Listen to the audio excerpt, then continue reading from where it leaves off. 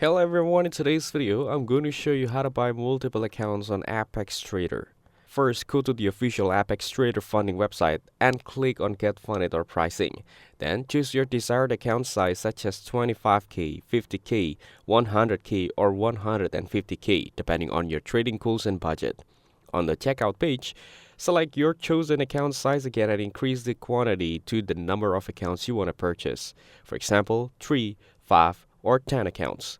The total price will automatically update based on the quantity selected.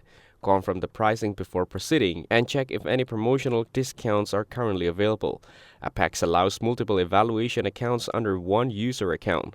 If you are a new user, you must create an Apex login before completing checkout. If you already have an account, log in first and then proceed with the purchase. All purchased accounts will appear onto the same dashboard once payment is completed. Next, enter your billing details carefully and make sure all information is correct. If you have a promo code, apply it before finalizing the payment to receive the discount. Then, complete the subscription payment process. After successful payment, the accounts are automatically created in the system.